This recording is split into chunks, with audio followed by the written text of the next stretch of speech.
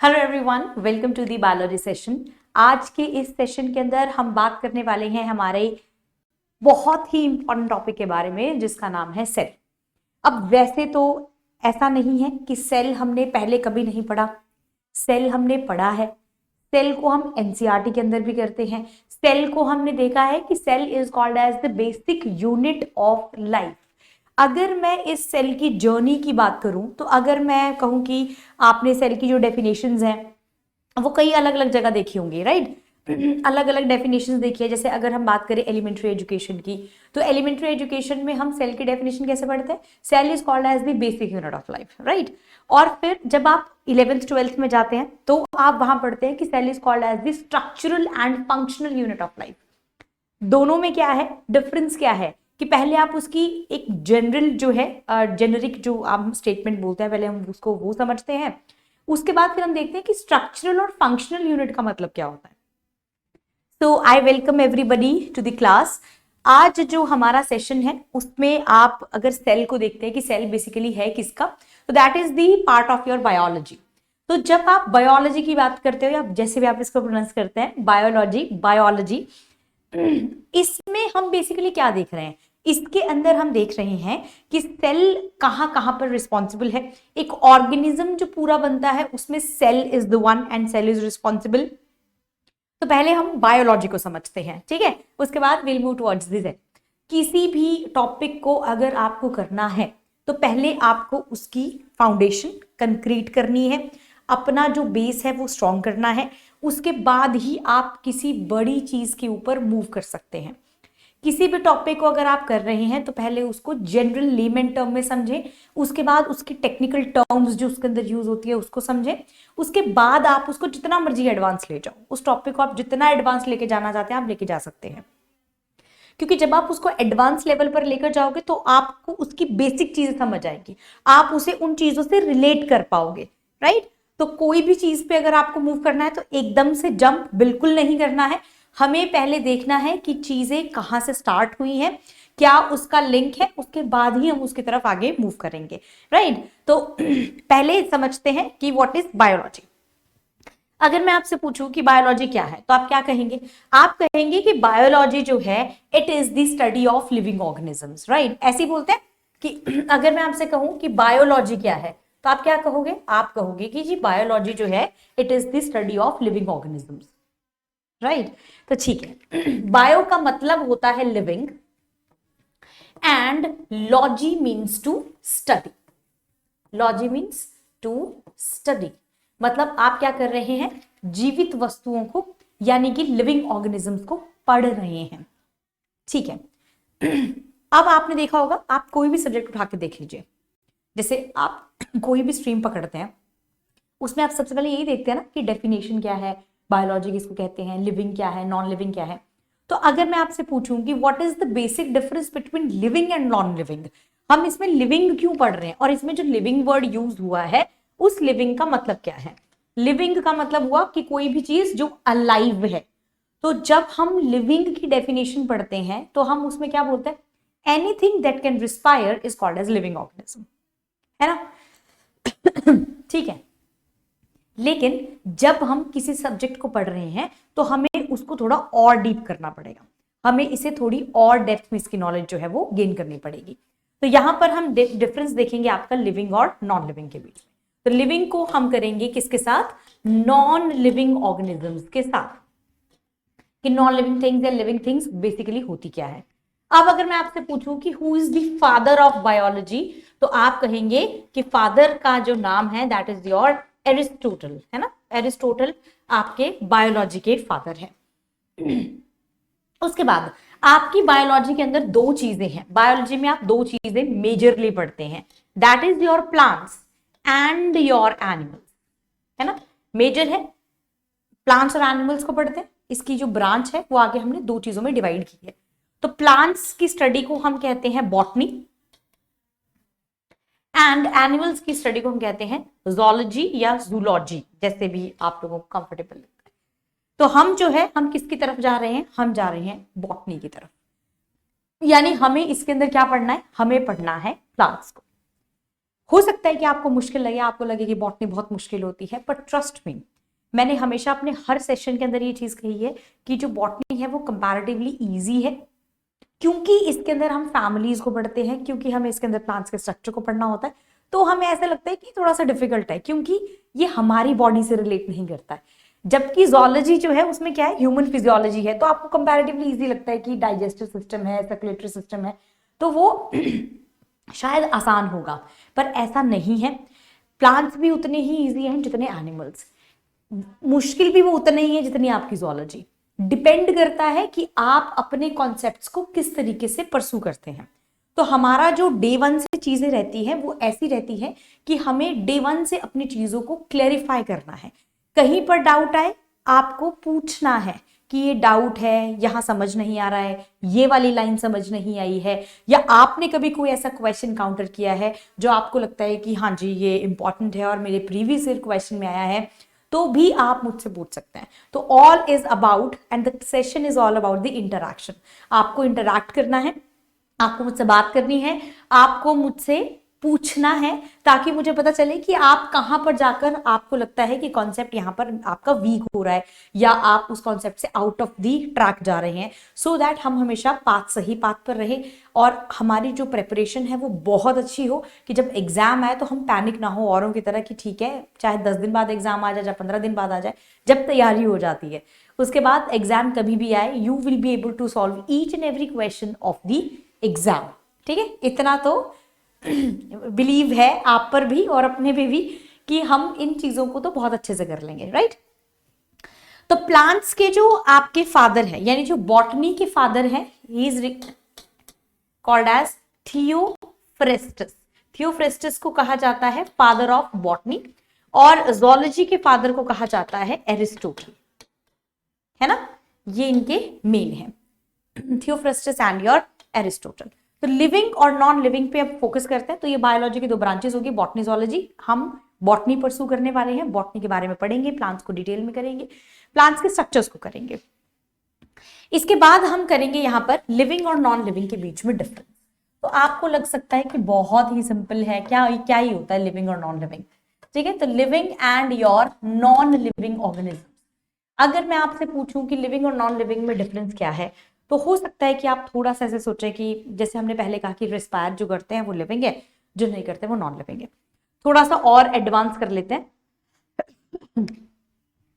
Living organisms के पास हमारी biology में 5 मेजर क्राइटेरिया होते हैं जो कोई भी लिविंग ऑर्गेनिज्म फॉलो करता है, नॉन लिविंग नहीं करता है, राइट। तो सिर्फ respire is not the only factor, और भी 3 से 4 फैक्टर्स हैं जिसे हमें डिटरमाइन करना है।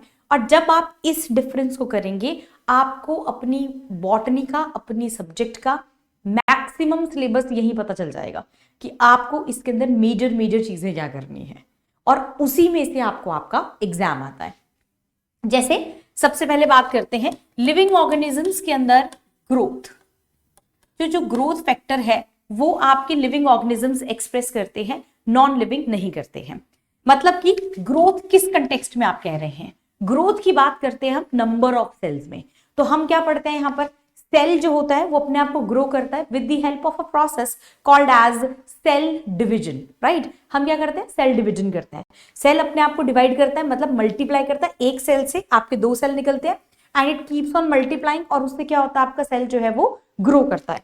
तो लिविंग ऑर्गेनिजम्स जो होंगे, जो सेल लिविंग होगा वो ग्रो करेगा, जो नॉन लिविंग होगा वो नहीं करेगा। यानी कि जो नॉन लिविंग सेल होगा उसमें इस तरह की कोई भी एक्टिविटी नहीं होगी जहां पर वो अपने आप को सेल डिवीजन कर सके या अपने आप को ग्रो कर सके, पहला फैक्टर। दूसरा, जो आपकी ग्रोथ, जो आपका लिविंग ऑर्गेनिजम्स है, इनके अंदर एक बहुत इंपॉर्टेंट प्रोसेस होता है जिसे हम कहते हैं रिप्रोडक्शन।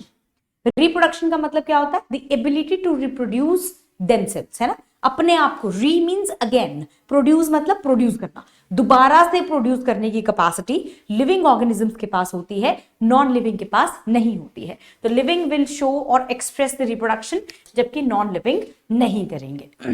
उसके बाद आता है आपका तीसरा, that is called as your metabolism. ये कहने को बहुत छोटा टॉपिक लगता है, पर मेटाबॉलिज्म में आप बहुत सारे टॉपिक करते हैं जिसमें आप फिजियोलॉजिकल प्रोसेसेस को भी पढ़ते हैं।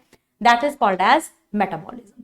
तो मेटाबॉलिज्म एक ऐसी केमिकल एक्टिविटी है जिसके अंदर चीजें या तो बनती है या टूटती हैं, जिसको हम कहते हैं एनाबॉलिज्म, राइट, एंड कैटाबॉलिज्म। मतलब किसी भी चीज का टूटना is called as catabolism. Anabolism is synthesis और फॉर्मेशन, और catabolism is break down of the materials. तो वो आपके लिविंग ऑर्गेनिजम्स एक्सप्रेस करते हैं, नॉन लिविंग नहीं करते हैं। उसके बाद आता है आपका होमियोस्टेसिस। होमियोस्टेसिस का मतलब होता है मेंटेनिंग द इंटरनल टेम्परेचर, या अपने आप को मेंटेन करना। जैसे प्लांट्स के अंदर ट्रांसपिरेशन होती है, वाटर लॉस होता है, वो अपने आप को मेंटेन करते हैं। तो होमियोस्टेसिस जो है लिविंग ऑर्गेनिजम्स करते हैं, नॉन लिविंग नहीं करते हैं। Last but not the least is the response to the stimuli. ठीक है, रिस्पॉन्स हर तरह का रिस्पॉन्स देंगे। अगर कोई भी एक्सटर्नल स्टिमुलस हम किसी भी सेल को देते हैं या किसी लिविंग ऑर्गेनिज्म को देते हैं, नॉट ओनली सेल, किसी लिविंग ऑर्गेनिज्म की तरफ अगर हम कोई भी स्टिमुलस एक्सर्ट करते हैं तो हमेशा जो लिविंग होगा वो उसका रिवर्ट करेगा, उसका रिएक्शन देगा, उस एक स्टिमुलस को रिस्पॉन्ड करेगा। That is called as response to stimuli. जो भी स्टिमुलस होगा उसके लिए वो रिस्पॉन्स देगा, that is called as living. Living करेंगे, नॉन लिविंग नहीं करेंगे। So this is the basic difference between living and your non-living organisms. तो अब अगर आप इसको देखो ध्यान से, जैसे मैंने आपसे कहा कि इससे सिलेबस भी आपको पता चल जाता है कि मेजर चीजें आपको क्या करनी है। तो जैसे ग्रोथ में हम सेल और सेल डिवीजन की बात करते हैं, रिप्रोडक्शन में हम प्लांट्स की रिप्रोडक्शन की बात करते हैं, और मेटाबॉलिज्म में हम बात करेंगे बहुत सारे प्रोसेसेस को जो प्लांट्स के अंदर फंक्शनल प्रोसेसेस होते हैं, जैसे mineral photosynthesis, mineral nutrition, photosynthesis, respiration, reproduction. ये सब की सब चीजें क्या है, मेटाबॉलिज्म के अंदर आती है। होमियोस्टेसिस के अंदर जब internal body temperature maintain, transport, transpiration basically हम उसमें बात करते हैं, and absorption. Then is your response to stimuli. यहां से आपको ऐसे क्वेश्चंस आते हैं, जैसे प्लांट सेल को अगर आपने प्लेस कर दिया 2% हाइपरटोनिक सोल्यूशन, हाइपोटोनिक सोल्यूशन, तो उन चीजों में, उन कंडीशंस के अंदर आपका सेल कैसे रिस्पॉन्ड करता है, that is called as your response to stimuli. तो ये सारी की सारी चीजें कौन करेगा आपका, it will be done by the your living organisms but not from the non-living organisms. तो अब जो हम स्टार्ट कर रहे हैं, जो हमारा आज का जो लेक्चर है, that is from the cell. तो ये क्या है, आपका सेल है, यानी पहले हम सेल को पढ़ेंगे, उसके बाद हम इसकी ग्रोथ को भी देखेंगे। ठीक, सो होपफुली कि आपको यहां तक चीजें जो है वो क्लियर है। अब अगर हम बात करते हैं सेल की, तो सेल क्या है, सेल को हम कहते हैं that is, it is called as the basic unit of life. Cell is called as the basic structural and functional unit of life. तो सेल बहुत ही कॉमन रिक्वायरमेंट है। अगर एक ऑर्गेनिज्म बनना है तो उसके लिए एक सेल की जरूरत हमेशा रहेगी। बिना सेल के कोई भी ऑर्गेनिज्म जो है वो ग्रो नहीं कर सकता, नहीं बन सकता। That is cell. ठीक है, तो सेल जो है that is important. Group of cell is called as your tissues. बहुत सारे सेल्स मिलकर बनाते हैं टिश्यूज, बहुत सारे टिश्यूज मिलकर बनाते हैं ऑर्गन, बहुत सारे ऑर्गन्स मिलकर बनाते हैं ऑर्गन सिस्टम। और ऑर्गन सिस्टम्स जो होते हैं बॉडी के, वो comparatively, collectively, not comparatively, it's collectively called as the organism. तो हम एक ऑर्गेनिज्म के अंदर क्या क्या पढ़ते हैं, तो जैसे अगर मैं ऑर्गेनिज्म की बात कर रही हूं, तो ऑर्गेनिज्म कोई भी है, फंगस हो सकता है, बैक्टीरिया हो सकता है, प्लांट हो सकता है, एनिमल हो सकता है। तो वो जो अभी, क्योंकि हम पढ़ रहे हैं प्लांट के बारे में, जैसे प्लांट भी एक ऑर्गेनिज्म है ना, प्लांट है, तो अगर हम प्लांट्स की बात कर रहे हैं तो ऑब्वियसली हम सेल भी पढ़ेंगे प्लांट्स के अंदर, प्लांट सेल का स्ट्रक्चर डिटेल में करेंगे। उसके बाद प्लांट्स के टिश्यूज, मेरिस्टेमेटिक और ये परमानेंट टिश्यूज वो पढ़ेंगे, जाइलम फ्लोएम। उसके बाद प्लांट्स के ऑर्गन्स, अगर हम ऑर्गन्स या ऑर्गन सिस्टम की बात करते हैं तो वहां पर हम पढ़ते हैं फोटोसिंथेसिस, रेस्पिरेशन, स्टोमेटा, है ना, क्यूटिकल्स और ये लेंटिसल्स, ये सारी की सारी चीजें यहाँ पर हम पढ़ेंगे। और उसके बाद आप पूरा अपने प्लांट की एनाटॉमी करते हैं, जैसे ऑर्गन सिस्टम में you talk basically about the structural organisation of the plant. तो यहां पर हम स्ट्रक्चरल ऑर्गेनाइजेशन देखते हैं आपके प्लांट्स के, जैसे रूट सिस्टम, शूट सिस्टम। तो ये तो प्लांट्स के ऑर्गन है ना, जो आपके फंक्शन, किसी भी फिजियोलॉजिकल प्रोसेस में उसे हेल्प करते हैं, राइट। सो हम कहां मूव कर रहे हैं, इसकी तरफ।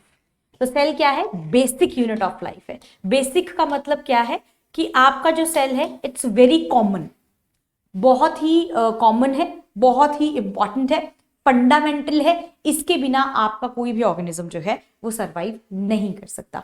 आपके सेल्स में कैपेसिटी होती है कि वो अलग अलग फॉर्म्स में कन्वर्ट होते हैं और अलग अलग तरह से परफॉर्म करते हैं। जैसे अब मैं आपको थोड़ा सा एग्जांपल देती हूँ, आपकी बॉडी पे भी आप कर सकते हो या प्लांट्स में, क्योंकि हम प्लांट्स का कर रहे हैं तो will talk about the plants only. जैसे रूट सिस्टम है, रूट जो है वो भी तो किसी सेल से ही बनी होगी ना, फिर शूट सिस्टम है वो भी किसी सेल से बना है, लेकिन वो जो सेल है उसकी जो रोल है वो बहुत अलग है। जैसे अगर वो रूट के अंदर है तो वो सेल उस हिसाब से काम करेगा, है ना। जैसे रूट्स होती है तो वो हमेशा ब्राउन इन कलर होती है, वो ग्रीन की नहीं होती क्योंकि उसके अंदर फोटोसिंथेसिस ही नहीं होती। वो पोर्शन जो होता है वो आपका लाइट की तरफ एक्सपोज्ड ही नहीं है, तो पर उसके अंदर जो सेल्स हैं वो भी तो सेल ही है ना, काम तो वो वैसे ही कर रहे हैं। शूट सिस्टम में सेल्स जो है वो उस हिसाब से काम करेंगे जिस हिसाब से वो वहां पर रहते हैं। कहने का मतलब ये है, जैसे आप अपने आप को ले लीजिए, अगर आप किसी सीरियस एनवायरनमेंट में हैं तो आप बहुत सीरियसली बिहेव करेंगे, है ना। अगर आप किसी बच्चे के साथ हैं तो आप किडिश बिहेव करेंगे, आप उसका प्ले करेंगे, हो तो आप ही ना, बट आपकी जैसे जैसे लोकेशन चेंज होती है, जैसे जैसे एनवायरनमेंट चेंज होता है, आपके रूल्स भी चेंज हो जाते हैं, आपके फंक्शंस भी चेंज हो जाते हैं। ऐसे ही सेल होता है, पूरी बॉडी के अंदर सेल है प्लांट की, पूरे प्लांट के अंदर सेल है, but depending upon the location उसके रोल्स जो होते हैं वो वैसे वैसे वहां पर चेंज होते रहते हैं। मतलब वो सेल जहां पर है वो उसी का फंक्शन परफॉर्म करेगा। जैसे अगर रूट सेल्स है तो वो रूट्स के लिए काम करेंगे, शूट के अंदर तो वो शूट के लिए काम करेंगे, लीफ के है तो वो लीफ का काम करेंगे। So that is called as the structural organisation, है ना। और बेसिकली सब कुछ किससे लिंक्ड है, आपका सेल से लिंक है, ठीक। तो अब देखते हैं कि सेल को हम किस तरीके से देखते हैं। तो बेसिकली सेल की जब हम बात करते हैं, I hope that this is visible to everybody. अब देखो क्या है यहाँ पर, सेल की डिस्कवरी की बात कर लेते हैं, है ना। जैसे हम सारे सब्जेक्ट्स में बात करते हैं, यहाँ पर भी बात कर लेते हैं डिस्कवरी की। डिस्कवरी का मतलब ये है कि हमें कैसे पता चला कि सेल क्या है, ये आया कहाँ से, ये सेल वाला कॉन्सेप्ट आया कहाँ से है ना। वैसे तो इसकी बहुत सारी थ्योरीज हैं, बहुत सारे इसके ओरिजिन्स की थ्योरी है, बट मैं आपको एक चीज बताती हूँ। जैसे एक पर्सन है जिनका नाम है रॉबर्ट हुक, ये नॉर्मली क्या कर रहे हैं, कॉर्क सेल पे काम कर रहे हैं, कॉर्क पे काम कर रहे हैं। कॉर्क मतलब क्या होता है, जो आपकी बार्क होती है ना, वुड की बार्क होती है, वो उस पे काम कर रहे थे और माइक्रोस्कोप के अंदर वो काम कर रहे थे। जब उन्होंने देखा, कॉर्क को देखा, माइक्रोस्कोप के अंदर स्ट्रक्चर को देखा, तो उनको लगा कि इसे जैसे मधुमक्खी का छत्ता होता है ना, ऐसे ये हनीकॉम्ब लाइक स्ट्रक्चर्स होते हैं, ये वाला, ये कॉर्क टिश्यूज है ना, ये टिश्यूज है, इसके अंदर हुक को ऐसे कुछ स्ट्रक्चर्स दिखाई दिए। तो जैसे ये कंपार्टमेंट्स आपको दिखाई दे रहे हैं, तो बहुत छोटे छोटे कंपार्टमेंट्स उनको दिखाई दिए, जैसे हनीकॉम्ब लाइक स्ट्रक्चर होता है। तो ही सेड कि ये क्या है, छोटे छोटे सेल्स हैं। सेल का मतलब क्या होता है, अगर मैं इंग्लिश में सेल को वर्ड यूज करूँ ना, तो जैसे पुराने टाइम में जब अंग्रेज थे भारत में, तो क्या करते थे, पर्सन्स को, लोगों को, इंडियंस को सेल में डाल देते थे। सेल मतलब एक बहुत छोटा सा कमरा जहां पर वो सिर्फ खड़े हो सकते हैं, बैठ भी नहीं पाते थे, है ना। That is called as cell. तो बहुत छोटा सा कमरा, वेरी स्मॉल रूम ना, बहुत ही छोटा कमरा जो होता है, that is called as cell. तो उन्होंने उसका नाम दे दिया कि ये बिल्कुल ऐसे हनीकॉम्ब लाइक स्ट्रक्चर्स है, इनको हमने कह दिया सेल। और फिर उसका जिक्र किया अपनी एक बुक में जिसका नाम है माइक्रोग्राफिया। तो सबसे पहले सेल का जिक्र जो है रॉबर्ट हुक ने किया, और किस बुक में किया, बुक का नाम है माइक्रोग्राफिया।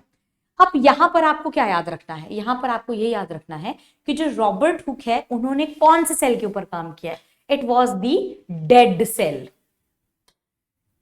ये डेड सेल है, लिविंग नहीं है, क्योंकि कॉर्क कैसा होता है, डेड होता है ना। तो उन्होंने ऐसा तो कुछ दिखाया नहीं कि ग्रोथ हो रही है, नहीं हो रही है, ही जस्ट ओनली सेड कि ये सेल है भाई, ये कंपार्टमेंट है, रूम लाइक स्ट्रक्चर है, और ये ऐसा हनीकॉम्ब लाइक स्ट्रक्चर दिखाई देता है, and I term it as the cell. अब जब एक पर्सन डिस्कवरी करता है ना, तो 10 लोगों को वो काम का मैटर बन जाता है, कंटेंट बन जाता है। तो बेसिकली रॉबर्ट हुक ने क्या दिया, कंटेंट दिया है लोगों को कि वो इस पे रिसर्च करे, इसको पढ़े। अब बहुत सारे साइंटिस्ट पढ़ रहे हैं, अब उन्होंने जब कॉर्क, अब हो सकता है कि किसी और ने भी कॉर्क पे काम किया हो, है ना। ऐसे तो बहुत सारे साइंटिस्ट हैं, अनसेड काम जो है वो हुए हैं, एक्सपेरिमेंट हुए हैं, बट उनका नाम नहीं होता क्योंकि वो सेम पर्पस पे, सेम थ्योरी पे बेस्ड थे। या आप ये कह सकते हैं कि उनका जो सैंपल था दैट वाज द सेम। जैसे यहाँ पर कॉर्क है तो उसमें सबने कॉर्क पे ही काम किया। अब वो तो पता ही है कि वो उसमें कुछ फंक्शन भी नहीं हो रहा है। तो ऐसे ही एक और साइंटिस्ट आते हैं जिनका नाम है एंटन वॉन ल्यूवेनहॉक। अब वो भी देखते हैं कि भाई सेल के बारे में बात कर रहे हैं, तो वो कहते हैं कि क्या ये सिर्फ कॉर्क में मिलता है, तो लेट अस फाइंड आउट।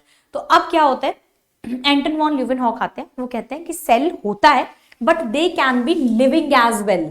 तो ऐसा नहीं है कि सेल डेड ही होता है, सेल लिविंग भी होता है। मैंने खुद इसे देखा है। कहां पर? मैंने इसे देखा है WBCs में, RBCs में, ईस्ट सेल में, स्पर्म सेल्स में, बैक्टीरिया सेल्स में, हर जगह मैंने देखा है। और मैंने ये देखा है कि यहां पर ये जो सेल है वो बहुत ही ज्यादा फंक्शनल है। तो बैक्टीरिया टार्टर ऑफ टीथ से लिया है, एर्थ्रोसाइट्स फिश के, और स्पर्म्स में इसलिए से एनिमल क्यूल्स भी कहा जाता है। और इनको जो एंटन वॉन ल्यूवेनहॉक है इन्हें एनिमल क्यूलिस्ट भी कहा जाता है। प्रोटोजोन्स जैसे कि आपके वॉर्टिसेला, सबकी बॉडी के अंदर एक चीज कॉमन थी, दैट इज दी सेल। और वो भी कैसे? लिविंग। तो सेल्स जो है वो एक लिविंग एंटिटी है। इसके बारे में बात की थी आपके एंटन वॉन ल्यूवेनहॉक ने। प्लीज मेक श्योर कि आप इसे ये चीज याद रखें कि आपका जो सेल है वो लिविंग होता है, वो बताया है आपके एंटन वॉन ल्यूवेनहॉक ने। अब यहां पर सवाल कैसा आता है? अगर आपको सवाल आता है कि who coined the term cell, तब आपका आंसर है Robert Hooke. Who discovered the cell? Answer है Robert Hooke. Who discovered the living cells? क्योंकि क्वेश्चन को बहुत ध्यान से पढ़ना इज वेरी इंपॉर्टेंट। तो अगर आप मुझसे एग्जामिनर ने सवाल में पूछा ही लिविंग ऑर्गेनिजम्स है और उसमें ऑप्शन में रॉबर्ट हुक भी होगा दिया हुआ, क्योंकि पता होता है कि सबको लगता है हु डिस्कवर्ड सेल, तो फिर वो तो रॉबर्ट हुक ही होगा। ऐसा नहीं है। अगर मुझसे क्वेश्चन में लिविंग पूछा है तो मैं लिविंग का आंसर ही बताऊंगी।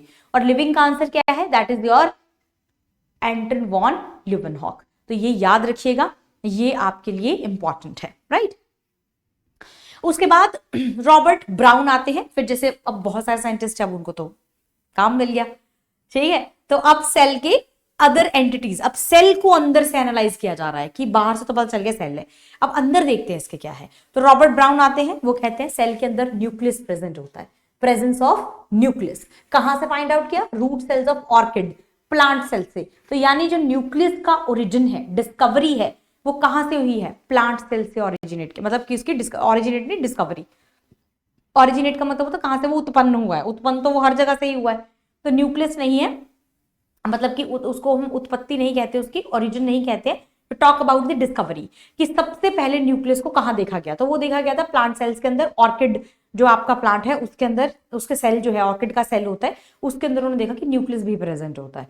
किसने किया? रॉबर्ट ब्राउन ने, राइट। तो प्लांट सेल याद रखिएगा। उसके बाद एन ग्र्यू आते हैं और वो एक सेल कॉन्सेप्ट देते हैं। अब ये क्या कहते हैं? वो कहते हैं cell is the unit of structure of organism. तो आपकी स्टेटमेंट क्या है? Cell is called as the structural and functional unit of life. तो स्ट्रक्चरल एंड फंक्शनल में से अभी स्ट्रक्चरल की बात किसने की है? एन ग्र्यू ने, कि स्ट्रक्चर बनाता है पूरे ऑर्गेनिज्म का cell. It was discovered by Grew. और उन्होंने भी कहां पर देखा? प्लांट टिश्यूज के अंदर। तो मैक्सिमम काम प्लांट्स के ऊपर हुए। फिर डुजार्डिन आते हैं साइंटिस्ट, वो कहते हैं कि ये जो सेल है, ठीक है, न्यूक्लियस भी प्रेजेंट होता है, पर इसमें एक सेमी फ्लूइड भी प्रेजेंट होता है। और मैंने इसे देखा है मसल सेल्स के अंदर। तो ह्यूमन के जो मसल्स हैं वहां से उन्होंने फ्लूइड निकाला और उसका नाम दे दिया सार्कोड। आज भी आप सार्कोप्लाज्म ही पढ़ते हैं जब आप मस्कुलर सिस्टम करते हैं। तो उसमें हम देखते हैं कि जो हमारी मसल्स के अंदर फ्लूइड प्रेजेंट होता है मसल सेल्स के अंदर, उसको हम सार्कोप्लाज्म कहते हैं, राइट। तो वो कहां से आइसोलेट किया गया है? That is from the muscle cells, nucleus of the muscle cells. Around the nucleus cytoplasm present होता है, उसका नाम दे दिया सार्कोड। फिर अब ये बड़ी नई चीज है, सेमी फ्लूइड। फिर और साइंटिस्ट है, उनका नाम है पुरकिंजे। और पुरकिंजे कहते हैं कि ये जो जेली लाइक मटेरियल प्रेजेंट होता है ना सेल के अंदर, semi fluid, that is living in nature, वो लिविंग है। एंड हमने इसको नाम दे दिया प्रोटोप्लाज्म। और उन्होंने उसे सार्कोड की जगह क्या कहा? प्रोटोप्लाज्म कहा। और लिविंग कहा है। तो अब लिविंग का मतलब क्या है? कि वो कोई ना कोई एक्टिविटी जरूर परफॉर्म करता है। तो जब आप देखते हो ना, जैसे सेल, प्लांट सेल को डाल देते हैं तो उसमें साइटोप्लाज्म जो है वो रिएक्ट करता है, श्रिंक करना, स्वेल करना, तो वो साइटोप्लाज्म ही तो है। And it is living because it is containing the basic nutrients for the survival of cell. अगर सेल को जीवित रहना है, जैसे हमें खाना, पानी सबकी जरूरत है, ऐसी सेल के अंदर जो ऑर्गेनल्स है उनको भी जरूरत है फॉर द सर्वाइवल न्यूट्रिएंट्स की। And that came from the protoplasm. उसके बाद आता है आपका एक और साइंटिस्ट, हक्सले। हक्सले कहते हैं कि बिल्कुल सही बात है, लिविंग ऑर्गेनिजम्स, आपके जो लिविंग सेल्स हैं उसके अंदर जो लिविंग फ्लूइड है that is your protoplasm. And it is called, and he regarded it as the physical basis of life. कि अगर किसी भी ऑर्गेनिज्म की लाइफ का सर्वाइवल करना है और वो ऑर्गेनिज्म सर्वाइव करना चाहता है, तो उसके अंदर जो प्रोटोप्लाज्म है that is the important one. Protoplasm बहुत ज्यादा इंपॉर्टेंट है, it is regarded as the physical basis of life. अब आपको जो क्वेश्चन आएंगे वो इन्हीं पॉइंट्स के ऊपर आएंगे। हु टर्म्ड और who said that physical basis of life, according to which scientist जो प्रोटोप्लाज्म है वो फिजिकल बेसिस ऑफ लाइफ है? आंसर होगा हक्सले। किसने प्रोटोप्लाज्म नाम दिया? नाम होगा पुरकिंजे। किसने सारकोड नाम दिया? सबसे पहले किसने फाइंड आउट किया? डुजार्डिन। कहां से? मसल सेल्स के अंदर से, अराउंड द न्यूक्लियस, राइट। तो आई होप आपको ये वाली सारी चीजें जो है वो क्लियर है। उसके बाद आती है आपकी, जैसे हर सब्जेक्ट में एक थ्योरी होती है, ऐसी हमारी बायोलॉजी के अंदर भी एक थ्योरी है, ठीक है, जिसको हम कहते हैं सेल की थ्योरी। सेल थ्योरी क्या कहती है? आपने देखा होगा लॉज, फिजिक्स में लॉज है, केमिस्ट्री में लॉज है, रिएक्शंस हैं, ऐसी हमारी बायोलॉजी में एक थ्योरी है। वैसे तो एवोल्यूशन की बहुत सारी थ्योरीज हैं बायोलॉजी से, बट हमारे सेल के अंदर एक थ्योरी है। तो ऐसे ही साइंटिस्ट जो है वो काम कर रहे हैं, सेल के ऊपर काम कर रहे हैं। उनको लगता है कि सेल के ऊपर अब बहुत सारी डीप स्टडी होनी चाहिए, क्योंकि भाई किसी ने फाइंड आउट किया है सेल, ठीक है, बहुत बड़ी, it was a great invention, right. तो अब वो क्या करेंगे? अब वो सेल के बारे में पढ़ रहे हैं। अब जब वो सेल के बारे में पढ़ रहे हैं तो दो साइंटिस्ट आते हैं, शिल्डन एंड श्वान। एक चीज याद रखिएगा, शिल्डन श्वान कोई ऐसे बहुत बेस्ट फ्रेंड्स नहीं है, एक बॉटनी फील्ड से है, एक जूलॉजी फील्ड से है। तो एक एनिमल के ऊपर स्टडी कर रहे हैं, एक प्लांट के ऊपर स्टडी कर रहे हैं। तो वो इंडिविजुअली उन्होंने अपना अपना काम किया है। फिर बाद में उन्होंने अपना काम जो है वो कोलैबोरेट किया इंडिविजुअली पे। एक ने प्लांट सेल पे काम किया, एक ने एनिमल सेल के ऊपर काम किया। और जब उन्होंने अपने काम को कोलैबोरेट किया, डिस्कस किया, तो उनको पता चला कि प्लांट और एनिमल में ना सिर्फ 19-20 का फर्क है। बाकी सेल स्ट्रक्चर्स जो है प्लांट और एनिमल के, they are almost the same, right. तो अब उनको लगता है कि सबकी जो स्ट्रक्चर्स हैं और सेल वॉल जो है वो ऑलमोस्ट सेम होती है प्लांट सेल्स के अंदर, राइट।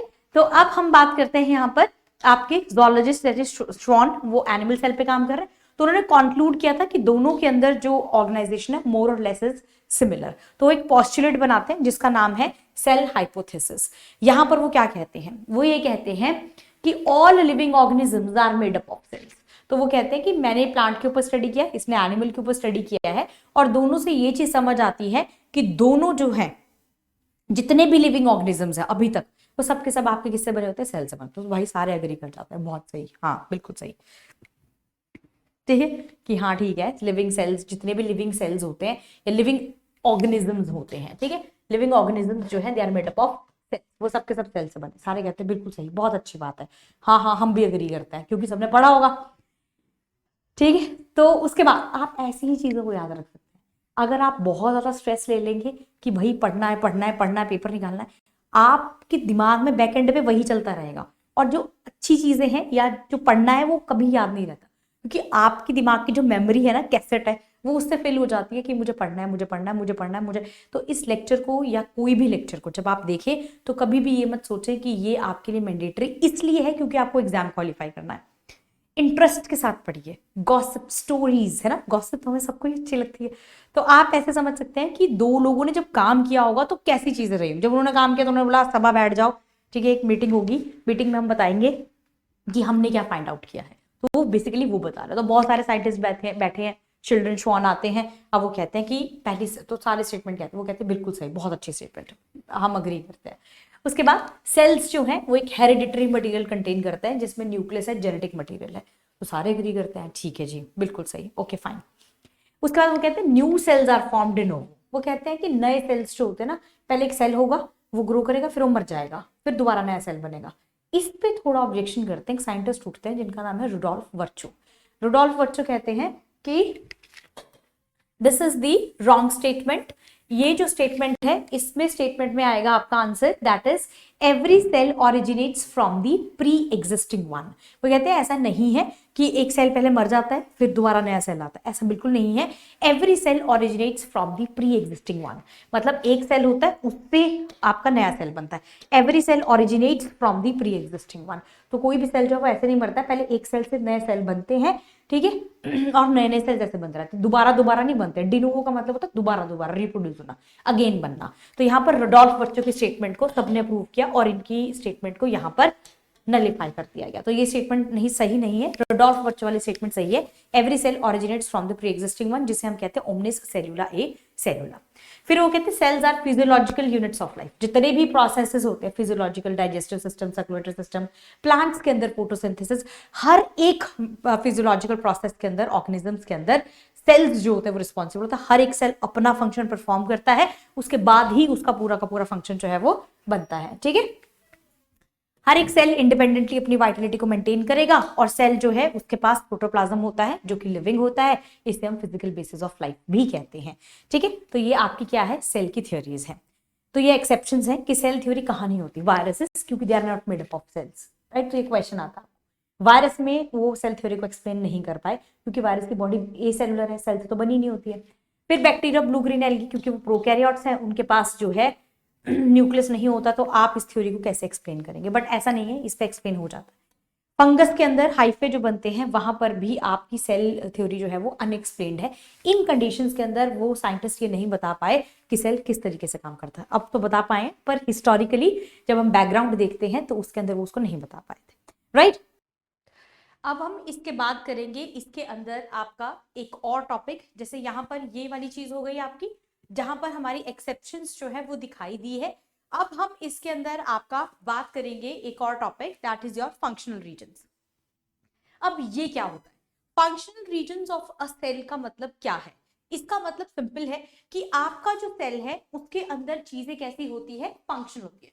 कुछ रीजन्स ऐसे हैं इसके अंदर जो आपके कैसे हैं, फंक्शनल है, यानी कि वो क्या करते हैं, काम करते हैं।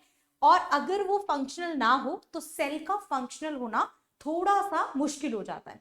जैसे यहां पर अगर हम बात करें प्लाज्मा मेम्ब्रेन की, तो 3 मेजर रीजन्स होते हैं आपके सेल के अंदर जिनका फंक्शनल होना बहुत ही ज्यादा इंपॉर्टेंट है। जैसे सबसे पहले प्लाज्मा मेम्ब्रेन, फिर आपका न्यूक्लियस, और फिर आपका साइटोप्लाज्म। ये तीनों चीजें आपके सेल के अंदर असेंशियल है, इंपॉर्टेंट है। अगर ये फंक्शनल नहीं होंगे तो ऑब्वियसली आपको, आपके सेल को जो है वो मेटाबॉलिक एक्टिविटीज करने में भी प्रॉब्लम आएगी। और क्योंकि सेल मेम्ब्रेन जो है वो आपका आउटर स्ट्रक्चर बना रही है, तो उसमें भी उसको प्रॉब्लम आ सकती है, राइट। तो पहले हम प्लाज्मा मेम्ब्रेन को देखेंगे। तो प्लाज्मा मेम्ब्रेन आपकी सबसे आउटर मोस्ट लेयर होती है, बाहर वाली लेयर जो होती है साइटोप्लाज्म से बाहर वाली लेयर, उसको हम क्या कहते हैं, we call it as plasma membrane. It's outermost thin है एंड ट्रांसपेरेंट है, इलेक्ट्रॉन माइक्रोस्कोपिक इन नेचर है, एंड देखो यहां पर एक वर्ड देखो, दैट इज रीजनरेटिव।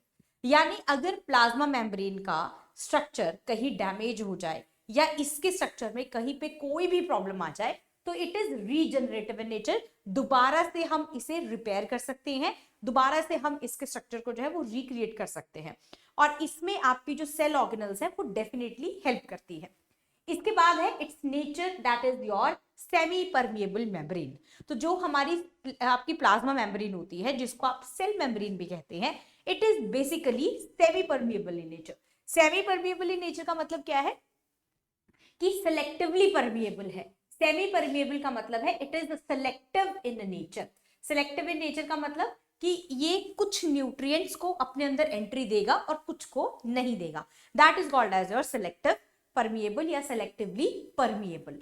उसके बाद जो मेन पर्पस है आपकी प्लाज्मा मेम्ब्रेन का, वो एक्सचेंज ऑफ मटेरियल है। तो अगर मान लीजिए this is your membrane, right, अगर ये हमारी मेम्ब्रेन है, this is the cell membrane और प्लाज्मा मेम्ब्रेन, तो इसके अंदर क्या होता है, यहां से न्यूट्रिएंट्स अंदर से बाहर और बाहर से अंदर भी आपके न्यूट्रिएंट्स जो है वो अंदर से बाहर आपके क्या कर सकते हैं, इन एंड आउट वाली सिचुएशन में जा सकते हैं। अब अगर इन एंड आउट वाली सिचुएशन इसके अंदर हो सकती है तो इसका मतलब इसका नेचर ऐसा नहीं है कि सारे के सारे ही होंगे, कुछ कुछ चीजों में क्या होगा, इसका इनटेक और आउटटेक होगा, ठीक है। तो they are very selective in nature, selective है, कुछ चीजें अंदर जाएंगी कुछ नहीं जाएंगी। अब ये सेलेक्टिव क्यों है, क्योंकि जो सेल मेम्ब्रेन होती है it is made up of your phospholipids. तो इसको हम अलग से एक मॉडल के अंदर भी करते हैं जिसमें हम प्लाज्मा मेम्ब्रेन का स्ट्रक्चर करते हैं, and that model is known as your fluid mosaic model.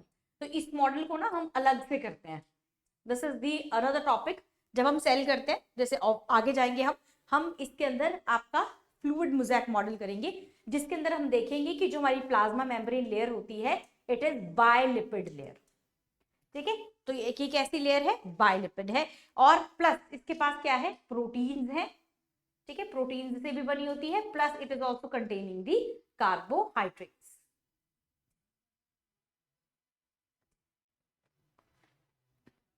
right? So this is the composition of your plasma membrane. इस प्लाज्मा मेम्ब्रेन का फंक्शनल होना इंपॉर्टेंट है।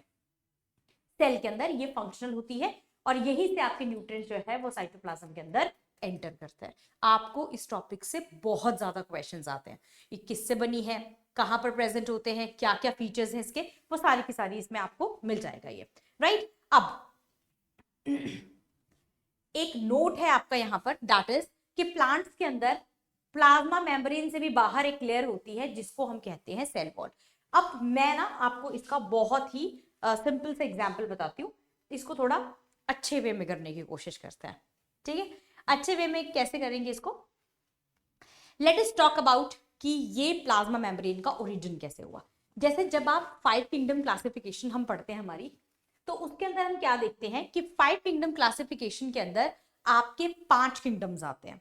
अब अगर आपको इसका हल्का सा आइडिया हो कि जो बायोलॉजिकल क्लासिफिकेशन है उसको क्लासिफाई करने का क्राइटेरिया है, यानी हम बायोलॉजिकल क्लासिफिकेशन क्यों करते हैं। बायोलॉजिकल क्लासिफिकेशन जो ये टॉपिक है आपका, या ये आपके एनवायरमेंट के अंदर हुआ क्यों, प्लांट्स में आपके बॉटनी है, आपके चाहे जोलॉजी है, आपके जितने भी ऑर्गेनिजम्स हैं अर्थ के ऊपर, उन सबको क्लासिफाई किया गया है ना। सबकी क्या की गई, क्लासिफिकेशन, कैटेगराइजेशन की गई। अब इसको आप कैसे समझोगे, जैसे अगर मुझे आपकी क्लास में कैटेगराइजेशन करनी है तो मैं कैसे करूंगी, मेल फीमेल्स को अलग कर सकती हूँ, है ना, बॉयज गर्ल्स करके, अकॉर्डिंग टू हाइट कर सकती हूँ, और अकॉर्डिंग टू मार्क्स कर सकती हूँ, राइट। तो ये कुछ क्राइटेरिया है जो क्लासिफाई करने के लिए आई कैन यूज देम। इसके बाद यही क्राइटेरियाज, ऐसे से ही क्राइटेरियाज आपके एनवायरमेंट के अंदर यूज किए गए जितने भी ऑर्गेनिजम्स उनको क्लासिफाई करने के लिए। अब अगर आप अपनी 5 किंगडम क्लासिफिकेशन को देखेंगे, जो हम यूजुअली बहुत ज्यादा पढ़ते हैं, वैसे इसकी जर्नी है, जब हम बायोलॉजिकल क्लासिफिकेशन करेंगे टॉपिक, हम उसके अंदर इसको बहुत डिटेल में देखेंगे, that is called as the history of biological classification. तो हम 2 किंगडम क्लासिफिकेशन से लेकर 5 किंगडम क्लासिफिकेशन और 6th और 7th भी करते हैं, क्योंकि अभी रिसेंटली आपका 7th किंगडम क्लासिफिकेशन भी चल रहा है। तो इसके अंदर क्या है आपका, दैट इज, अब यहां पर अगर आप 5 किंगडम क्लासिफिकेशन या बायोलॉजिकल क्लासिफिकेशन को एक बार जस्ट, हम इसको पूरा डिस्कस नहीं कर रहे हैं, हम सिर्फ बायोलॉजिकल क्लासिफिकेशन के 5 किंगडम को डिफाइन करने की बात करें। तो बायोलॉजिकल क्लासिफिकेशन के अंदर आपके जो ऑर्गेनिजम्स हैं वो ब्रॉडली 5 चीजों के अंदर डिवाइडेड है, राइट।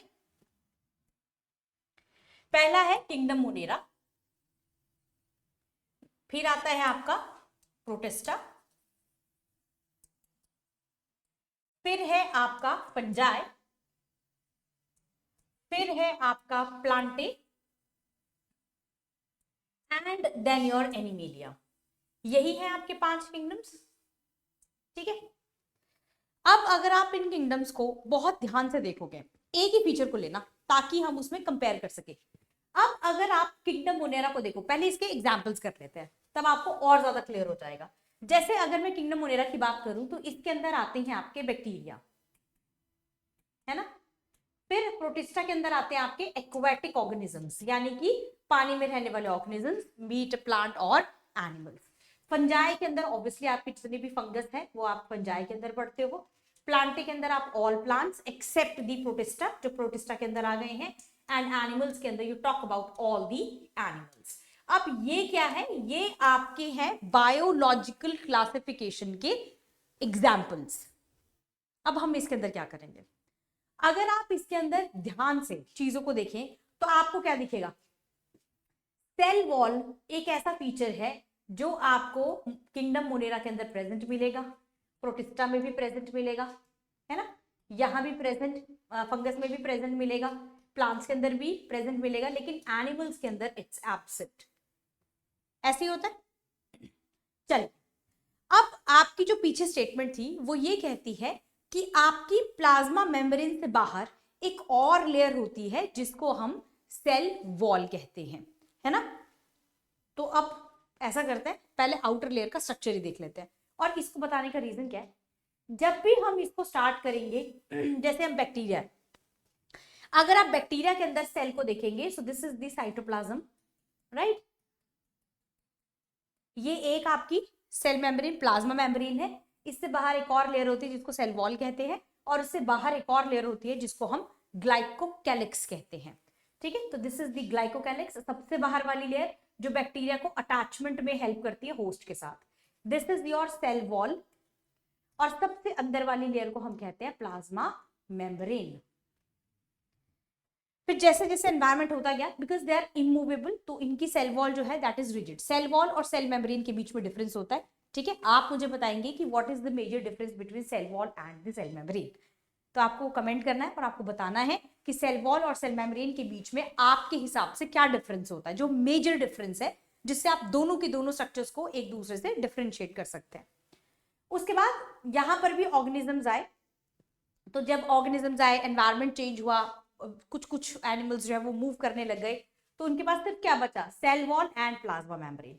अब इनकी सेल वॉल में, आपकी इनके स्ट्रक्चर में सेल के सेल वॉल मिल जाएगी और प्लाज्मा मेम्ब्रेन मिल जाएगी। It got continued up to here, यहां पर भी आपकी सेल वॉल प्लाज्मा मेम्ब्रेन यानी कि सेल मेम्ब्रेन ऐसी ही रही। लेकिन एनिमल्स क्योंकि they are moving in nature, ठीक है, ये मूव करते हैं, एनवायरमेंट चेंज होता गया, अडेप्टेशन चेंज होती गई, ये वाली लेयर के बजाय यहां पर सिर्फ क्या रह गई आपकी, प्लाज्मा मेम्ब्रेन, जिसको हम सेल मेम्ब्रेन भी कहते हैं, and it is selectively permeable, और ये सिंगल लेयर स्ट्रक्चर रह गया। और दिस इज द रीजन कि जो प्लांट एनिमल्स होते हैं दे कीप ऑन मूविंग, उनकी बॉडी ने अपने आप को ऐसे अडेप्ट किया कि सेल वॉल नहीं रही, वहां पर क्या बना, सिर्फ और सिर्फ सेल मेम्ब्रेन। तो अगर आप इसको देखोगे, this is called as the evolution. Cell wall present present present थी, यहां एब्सेंट थी, और सेल वॉल की जगह एनिमल्स के अंदर क्या प्रेजेंट होती है, सेल मेम्ब्रेन प्रेजेंट होती है। तो यहां से आपको आइडिया लगेगा एक तो सबसे इंपॉर्टेंट चीज का, जो हम बायोलॉजी के अंदर करते हैं, that is your evolution. Evolution is a very important topic, और यहां से आपको हिंट मिलते हैं आपके एवोल्यूशन के, कि एवोल्यूशन आपका किस तरीके से होता है।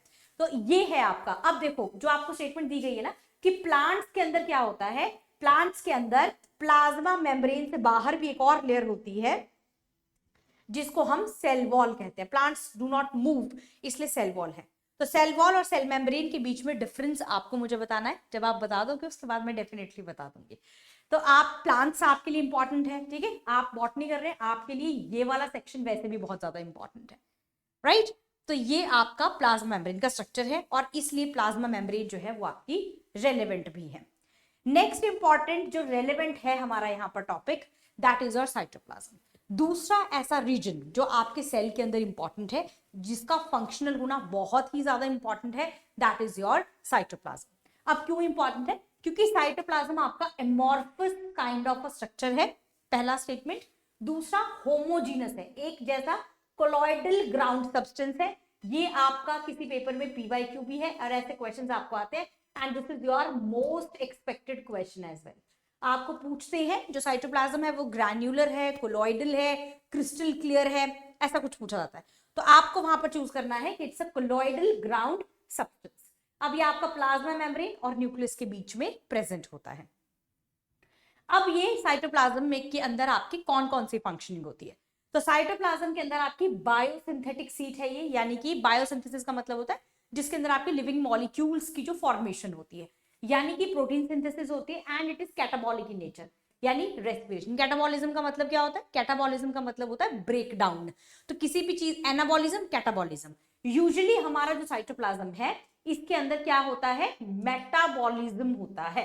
किसी भी चीज का बनना या टूटना वो आपको कहां दिखाई देगा, साइटोप्लाज्म के अंदर। तो मैक्सिमम जो प्रोसेसेस होते हैं वो आपके साइटोप्लाज्म के अंदर होते हैं। इसके बाद आपका जो साइटोप्लाज्म है, it also contains a floating kind of structures. देखो साइटोप्लाज्म ना एक थिक ऐसे फ्लूइड काइंड ऑफ स्ट्रक्चर है, जिसके अंदर आपकी सेल ऑर्गेनल्स जो होती है वो फ्लोट करती है।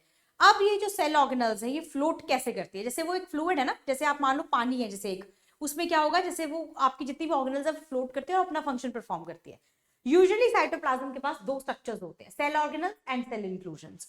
सो what is the major difference between both of them, दोनों के बीच में डिफरेंस ये है कि अगर आप सेल ऑर्गेनल को देखें तो सेल ऑर्गेनल जो होती है they are regarded as the structures जिनके अंदर मेटाबॉलिक प्रोसेसेस होते हैं। देखो ये बहुत इंपॉर्टेंट टॉपिक है, सेल मेटाबॉलिज्म और सॉरी सेल ऑर्गेनल्स और सेल इंक्लूजन्स में क्या डिफरेंस है। साइटोप्लाज्म के अंदर दोनों चीजें हैं, cytoplasm contains both the structures. इसके पास आपको सेल ऑर्गेनल्स भी मिलेंगी एंड सेल इंक्लूजन्स भी मिलेंगे। राइट। तो सेल ऑर्गेनल्स और इंक्लूजन्स में क्या डिफरेंस होता है? डिफरेंस ये है कि जो सेल ऑर्गेनल्स होती है इनके अंदर होते हैं आपके मेटाबॉलिक एक्टिविटीज। सेल ऑर्गेनल्स वो स्ट्रक्चर्स हैं जिनके अंदर मेटाबॉलिक एक्टिविटीज होती है and somehow they are regarded as the living structures या लिविंग बॉडीज होती हैं आपके सेल के अंदर, उनको हम सेल ऑर्गेनल्स कहते हैं जिनके अंदर मेटाबॉलिक एक्टिविटीज होती है। इट कुड बी एनाबॉलिज्म यानी किसी भी चीज का बनना and it could be catabolism यानी कि किसी भी चीज का टूटना। दोनों की दोनों चीजें जो है वो आपके इन सेल ऑर्गेनल्स के अंदर हो सकती है, right. Anabolism as well as your catabolism. अब आते हैं इनके एग्जाम्पल्स के ऊपर कि क्यों हम इनको लिविंग कह रहे हैं, क्यों हम कह रहे हैं इनके अंदर मेटाबॉलिक एक्टिविटीज होती है। फॉर एग्जाम्पल, अब कोई भी एग्जाम्पल उठा के देख लो, माइटोकॉन्ड्रिया। माइटोकॉन्ड्रिया के अंदर रेस्पिरेशन होती है ना, कैसा प्रोसेस है? कैटाबॉलिक है, तो मेटाबॉलिक एक्टिविटी हो रही है। फिर आपकी क्लोरोप्लास्ट फोटोसिंथेसिस यानी कि एनाबॉलिज्म हो रही है। और ऑर्गेनल बताइए, सोचो, जितनी भी ऑर्गेनल्स आप देखेंगे उसके अंदर आपको क्या दिखेगा? लाइसोसोम, इंट्रासेलुलर डाइजेशन, तो सबकी सब क्या है? ऑर्गेनल्स हैं। Let's talk about the cell inclusion. Cell inclusions क्या होते हैं आपके? ये वो स्ट्रक्चर्स हैं which are regarded as non living structures of the cell. ठीक है, ये नॉन लिविंग स्ट्रक्चर्स हैं। नॉन लिविंग का मतलब क्या होता है? जिनके पास लाइफ नहीं है। लाइफ नहीं है का क्या मतलब है? कि इनके पास सर्वाइवल नहीं है? नहीं, life non living in the sense कि they do not perform any activity, so they do not perform any metabolic activity. ये किसी भी तरह की कोई भी एक्टिविटी जो है वो परफॉर्म नहीं करते हैं। इनमें यूजुअली आपके न्यूट्रिएंट वाला सेक्शन आता है, न्यूट्रिएंट्स आते हैं, जैसे कि that is your granulated form. तो potassium granules, phosphate granules, sulphur granules, साइकोफाइसिन या साइनोफाइसिन ग्रैन्यूल्स, ये सब के सब आपके कहाँ आते हैं? सेल इंक्लूजन्स के अंदर आते हैं। तो इनका एग्जाम्पल है आपका, जैसे कि आप ले सकते हो इसके अंदर वैक्यूल्स एज वेल, तो वो किसी मेटाबॉलिक एक्टिविटी में पार्टिसिपेट नहीं करते हैं, तो दे आर। और जितने भी आपके ग्रैन्यूल्स आते हैं दे आर द एग्जाम्पल, जैसे कि साइनोफाइसियन ग्रैन्यूल्स। तो ये क्या है? आपके सेल इंक्लूजन्स हैं, यानी ये न्यूट्रिएंट्स की तरह काम करते हैं, लेकिन ये किसी मेटाबॉलिक एक्टिविटी, किसी भी चीज का बनना या किसी भी चीज का टूटना, ऐसी चीजों के अंदर ये कुछ भी परफॉर्म, ऐसे फंक्शंस नहीं करते हैं। That is your cytoplasm. Now next is your nucleus. Nucleus कैसा स्ट्रक्चर है? मेम्ब्रेन बाउंड ऑर्गेनल है। मेम्ब्रेन बाउंड स्ट्रक्चर का मतलब क्या होता है? एक ऐसा स्ट्रक्चर जिसके आसपास आपको क्या मिल जाएगी? मेम्ब्रेन मिल जाएगी, which is protective in nature. ये आपके सेल को क्या करता है? आपके न्यूक्लियस को, आपके डीएनए को, स्पेसिफिकली आपके जेनेटिक मटेरियल को प्रोटेक्ट करके रखता है। That is membrane bound structure है। दूसरा, ये क्या कंटेन करता है? डीएनए, जो कि क्या कंटेन करता है? आपके क्रोमोसोम्स। क्रोमोसोम्स के अंदर डीएनए प्रेजेंट होता है, तो इसके पास आपको वो भी मिल जाएगा।